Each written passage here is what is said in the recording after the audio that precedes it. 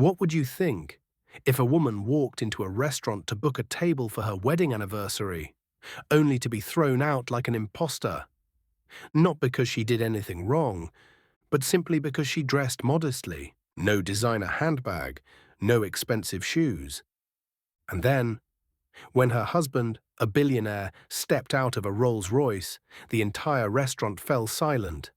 This was no longer just a story about poor service, it was a reversal that stunned the entire city. Are you ready to witness a response so powerful it shook social media? Watch until the end, because this time justice is real. Please like, subscribe, and turn on notifications to update our latest videos. Late afternoon in downtown Boston, the cobblestone streets glowed under soft golden sunlight, reflected in the tall windows of the Silver Fern, the city's most exclusive fine dining restaurant. A place frequented by the elite where reservations are made months in advance, and evening gowns and million-dollar watches are the unspoken dress code. The revolving glass door turned slowly. A woman stepped inside, Emily Bennett, 36, blonde hair tied neatly, wearing a worn canvas coat, jeans still dusted with dry soil, and faded soft-soled shoes. In her hand, she carried a simple canvas tote, still scented faintly of herbs from the garden at the orphanage where she had just finished a volunteer shift. No one recognized her as the wife of Nathan Bennett, CEO of Bennett Technologies, one of the most influential businessmen in America. She didn't want to carry her husband's spotlight. Today she was simply a woman planning for her 15th wedding anniversary, hoping to reserve a table at the very place where he had proposed to her. Inside the Silver Fern, crystal chandeliers glowed down on polished ebony floors. Staff in crisp tuxedos glided between tables draped in pure white linen. Emily entered, and the contrast was instant. A few glances drifted her way, brief but cold enough to be felt. Still, Emily maintained a soft smile as she walked toward the front desk with calm confidence. "Good afternoon," she said gently but clearly. "I'd like to make a reservation for next week. It's for a very special occasion." Behind the host stand stood Lana Matthews, her makeup flawless, her designer dress fitting like she'd stepped off a runway. She looked up at Emily. Her eyes paused for a beat on the dirt-speckled jeans, flicked to the soil under her fingernails, and settled on her scuffed shoes. Lana's face barely changed, but her tone did. "Do you have an appointment?" A question that sounded routine, yet dripped with scrutiny and suspicion. "No, I just wanted to stop by and book it in person," Emily replied kindly. "It's our 15th anniversary, and I wanted to handle this myself." Lana nodded slightly, but instead of reaching for the reservation book, she glanced at the nearby floor manager, her look quietly signaling, "Something's not right." From that moment on, everything began to veer off course from what should have been an ordinary evening. Lana Matthews kept the smile on her face, the kind of smile honed through hundreds of hours in front of a mirror, designed to appear welcoming without ever requiring a real emotion. But as her eyes landed again on the dry soil clinging to Emily's hands, that polished professionalism began to crack. "The Silver Fern doesn't entertain guests who've wandered into the wrong floor," Lana said, her voice light as cotton but sharp as a razor blade. Emily hesitated for a brief second. Still calm, she reached into her canvas bag and took out a small piece of paper. "I understand, but I'd really like to reserve a table for our anniversary. It's next week, and if you require a deposit, I'm happy to pay it now." Lana didn't take the paper. Instead, her gaze drifted over to a guest who had just entered, wearing a sparkling sequin dress, before turning back to Emily, her eyes now openly condescending. "As I said, we're fully booked for at least the next 3 months. We don't take walk-ins off the list." Emily nodded politely, doing her best not to let the woman's tone rattle her. "I thought perhaps there might be flexibility, with the right help. It's a very special occasion for my husband and me." Lana cut her off immediately, Her voice lifted a notch in volume. "I'm afraid not. But if you truly want to speak with someone, I can call the manager. For security reasons." "Security?" Emily furrowed her brow. "I just want to make a dinner reservation. I haven't done anything wrong." "We have very specific standards," Lana said, already turning her back as if the conversation had ended. Her voice echoed over her shoulder. "Patricia, we have a guest. Unidentified, trying to book a table without going through proper channels." A few nearby patrons turned their heads toward the front desk. A middle-aged man in an Armani suit raised a brow. A woman nearby whispered something to her companion, casting a glance at Emily as though she were a misplaced delivery worker. Emily stood tall, refusing to retreat. But she could feel it, the slow, creeping chill around her, the ice forming from judgment, arrogance, and a quiet but searing prejudice against simplicity. And worse was yet to come. Behind the door labeled Patricia Cole. The sound of high heels echoed across the marble floor, each step cold and deliberate. Patricia Cole, the evening floor manager, appeared with a face like carved stone and the stride of someone who was used to making decisions without needing explanations. She didn't ask for a name, didn't offer a greeting. She merely glanced over Emily, inspecting her the way one might check for a smudge on polished glass. "Take out your phone, right now." Emily furrowed her brow, frozen in place. "Excuse me. I don't understand." "You're suspected of secretly recording our VIP guests. We need to inspect it." Her words rang out loud enough for the nearby tables to hear. A few heads turned, a few shook slightly, displeased, but not with Patricia, with Emily. "I haven't recorded anything," Emily said calmly, "and I don't believe you have the right to search my personal property when I've done nothing wrong." Patricia let out a dry laugh, then said through clenched teeth, "The Silver Fern is not a charity. You really think you can walk in here dressed like that, ramble about an anniversary dinner, and we'll just believe you're someone's wealthy wife? That scam is ancient." Emily gripped her bag tighter, swallowing the wave of anger rising in her throat. "All I want is to reserve a dinner, nothing more." At that moment, a man at a nearby table stood up. Dressed in a tailored navy suit, his face smug with self-importance, he strolled toward the scene. Gerald Whitman, a well-known real estate developer in the city and a regular at the restaurant, raised his voice like he was delivering a monologue. "I honestly don't see why we're wasting time on people like this." He gave Emily a slow, condescending once-over and continued louder now, ensuring everyone could hear. "This kind of person shouldn't be standing here polluting the atmosphere of the Silver Fern. She should be kicked to the curb." A sharp laugh burst from a woman at the next table. She covered her mouth, giggling, as though watching an absurd skit unfold. Emily's cheeks flushed, not from embarrassment, from rage held back. "I'm not asking for special treatment," she said, voice trembling but unbroken. "I'm just asking to be treated like a human being."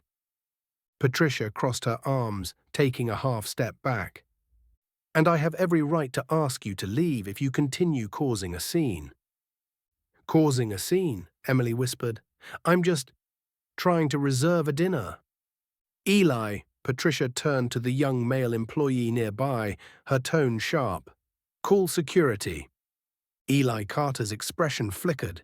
He looked at Emily, then at Patricia, torn, as if battling something inside. Heavy footsteps echoed across the floor as two security guards approached. Their faces were blank, hardened by routine. This was just another task, escorting someone deemed unfit out of the glittering culinary paradise known as the Silver Fern. Patricia pointed directly at Emily. "Take her outside, now." Emily froze. "What are you doing? I haven't done anything wrong." "You're embarrassing us," Patricia spat, enunciating every word. Around them, a few guests smirked. Others lowered their heads, stifling quiet laughter. Gerald Whitman folded his arms, watching with the satisfaction of someone who just won a game of power. And then, a voice cut through the venom in the air. "I'm sorry, but I think we've gone too far." Every eye in the room turned. It was Eli Carter, the young staff member, his shirt collar damp with sweat from waiting tables. He stood upright, his eyes locked on Patricia. His voice wasn't loud, but it rang with clarity and resolve. "She just came to reserve a table. She didn't insult anyone, she didn't cause a scene. Treating her like a criminal is wrong." Patricia spun toward him, her eyes blazing. "Are you trying to lose your job, Eli?" Eli swallowed hard, a moment of hesitation. Then he stepped forward, planting himself between Emily and the two guards closing in. "I can't stay silent anymore." Emily looked at the young man standing in front of her. His eyes trembled, but his shoulders didn't fall. A second passed. "Move," one of the guards growled. Eli was pushed aside. He didn't resist. He only managed a soft, "I'm sorry." Emily's arm was seized. "Let go of me," she shouted, trying to pull away, but couldn't. The glass doors to the restaurant burst open. Cold wind and rain swept in, spilling across the polished stone. A shove, a misstep. Emily slipped. Her entire body hit the cold, rain-soaked steps. Mud clung to her dress. Her knees scraped against the stone. Laughter hissed behind her. Gerald again, his voice slicing through the moment. "Some people really don't know their place." Emily pushed herself up, lips pressed tightly together. She didn't cry, didn't scream, but her tear-glossed eyes held a fury deeper than words could ever reach. Behind her, the glass doors closed with a cruel finality. Lana Matthews, the receptionist, delivered the last blow with an emotionless tone. "Next time, try going somewhere that suits you." Emily stood tall in the rain. She pulled out her phone. Her hand trembled, but her eyes burned bright. She didn't have to say another word, because at the far end of the street, a Rolls-Royce Phantom was speeding toward them, its headlights slicing through the rain, like a blade of light. A sharp screech of brakes pierced through the downpour. A jet-black Rolls-Royce Phantom came to a halt at the foot of the Silver Fern's marble steps, sending a spray of water across the curb. The car door swung open, and from the shadows of the back seat, a man stepped out. Nathan Bennett. His charcoal-grey tailored suit soaked through in seconds, but he didn't care. His eyes instantly found the woman sitting on the cold stone pavement, her dress stained with mud, her hands scraped, and her gaze unyielding. "Emily," Nathan whispered, then rushed forward, uncaring of his now drenched Italian leather shoes. He knelt down, wrapped his arms around his wife, brushing the wet strands of hair from her face. "What happened? Who did this to you?" Emily shook her head slightly, but her eyes turned toward the restaurant's glass doors, where faces peeked out from behind the curtains, watching. Nathan followed her gaze. A moment of silence, one breath. Then he stood up, still holding Emily in his arms. His eyes now burned with cold steel. He looked straight at the door, at Patricia, Lana, Gerald, and all the gawking diners behind them. "Whoever laid a hand on my wife—" His voice rang out, low, steady, but with the weight of a verdict. "Better start packing. You're done here." Inside, Lana Matthews froze. Patricia Cole faltered, stepping back. Gerald Whitman scoffed, raising an eyebrow. "Oh, so this is the mystery husband," he sneered.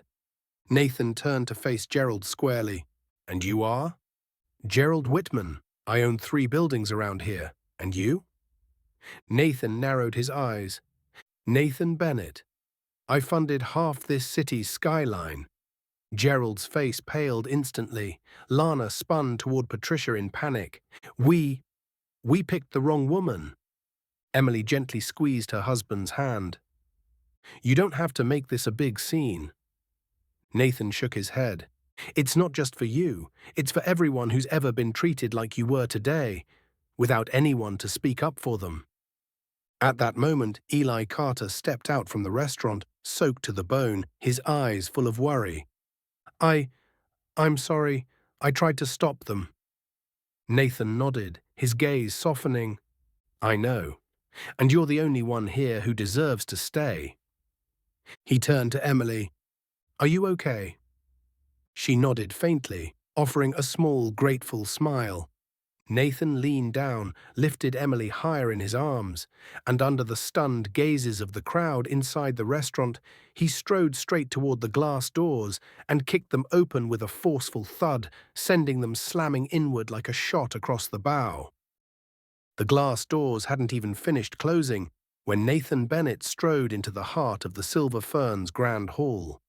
Rain and wind followed behind him like a storm crashing into a world built on polished surfaces and fake smiles.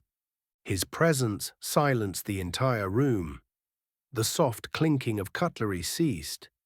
Every eye turned to the man in the rain-soaked tailored suit, whose piercing gaze alone seemed to drop the room's temperature by several degrees.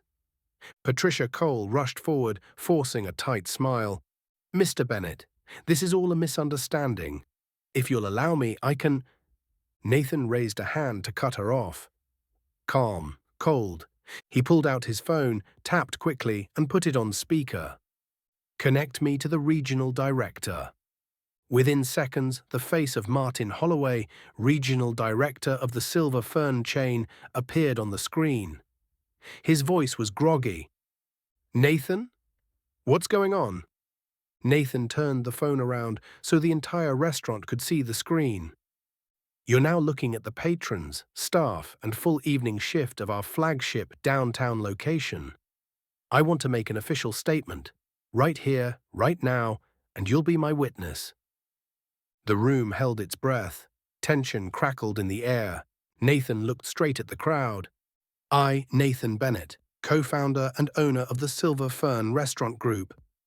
He paused, then declared, loud and unwavering, hereby order this location to be temporarily closed for 30 days, for a full audit of its operations, mandatory retraining, and the removal of everything that has rotted our values, arrogance and discrimination. A wave of gasps and murmurs swept through the dining room. Nathan lifted his hand and pointed directly at Gerald Whitman, who was still lounging smugly in his chair like nothing could touch him. And as for you, Gerald Whitman, the man who thinks money gives him the right to humiliate others. Nathan's voice was sharp now, steel. If you set foot in any of my restaurants, hotels, or properties again, I will personally have you escorted out. Gerald jumped to his feet, face beet red, about to protest. But one look into Nathan's eyes stopped him cold. Patricia, Lana, and the rest of the staff behind the counter began to visibly tremble. Nathan scanned the room once more, then turned to the phone. Martin, please record this. All staff on tonight's shift, including management, front desk, and security, are hereby terminated immediately. Nathan, are you sure about this? Martin asked, clearly panicked. I'm not doing this for my wife, Nathan said firmly. I'm doing it for everyone else, the ones who never got the chance to speak up like she did. He lowered the phone and locked eyes with Patricia. I built this brand on quality, hospitality, and human dignity. If you turned it into some elite nightclub for the rich and shallow, then you can go build your own brand, not mine. A single person clapped, then another. Then the room erupted into applause, not the polite kind, but thunderous, from people who had once stayed silent out of fear, social pressure, or simply not knowing how to speak up. Eli Carter, the only staff member who had tried to stand up for Emily, looked down quietly. But this time not in shame, because he had just witnessed justice happen right where he stood. Nathan stepped forward and placed a firm hand on Eli's shoulder. You're the only one here worthy of being called a hospitality professional. Eli looked up, eyes misty. As for Patricia, she stood frozen, face pale. Lana shakily unpinned her name tag, realizing there was nothing left to salvage. And Emily, still standing by the door, soaked muddy dress clinging to her legs, didn't yell, didn't gloat. She simply reached out and took her husband's hand. And in her eyes was a calm, steady truth. I didn't need revenge, but I needed the world to know what justice really looks like.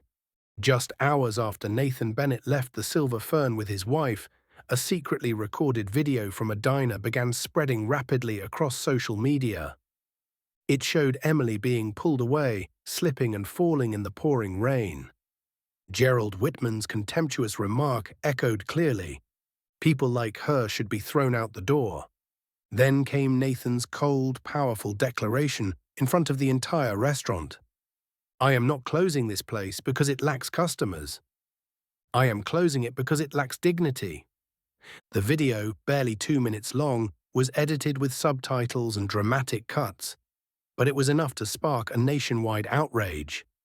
Hashtags like "Justice for Emily," "Silver Fern Shame," "Never Judge by Appearance" quickly trended across all platforms.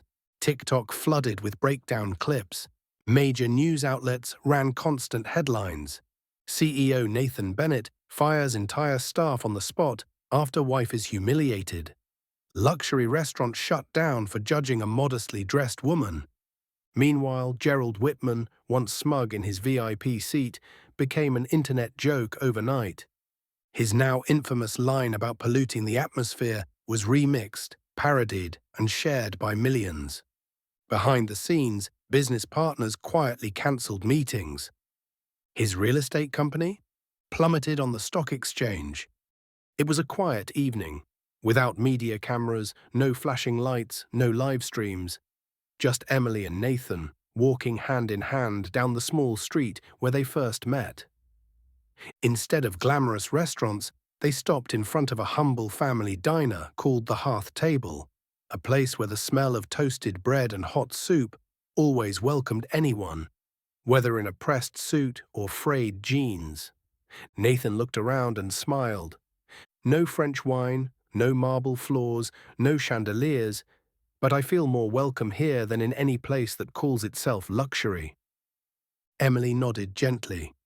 Because here, I don't have to prove my worth just to sit down. They ordered like any other customers. At the next table, a single mother fed her child spoonfuls of porridge.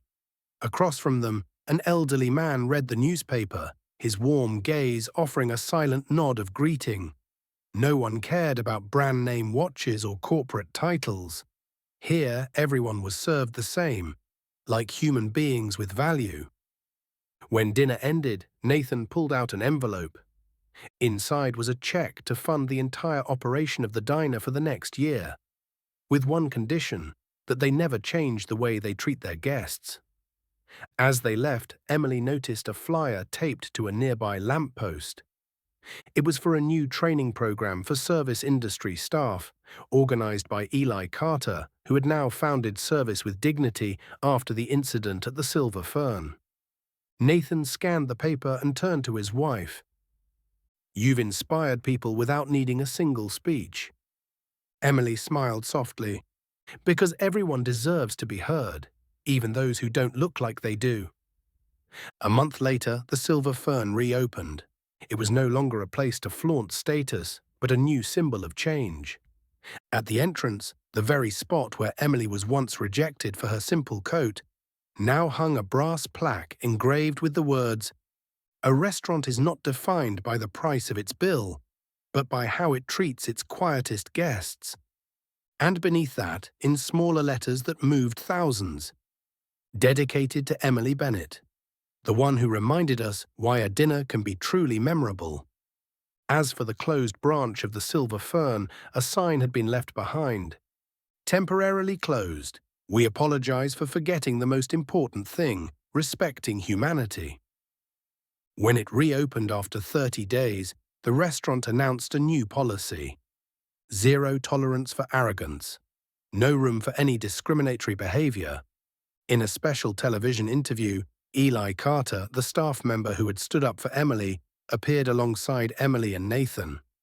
He said to millions of viewers, "I just thought if I said nothing then, I'd be no different from them."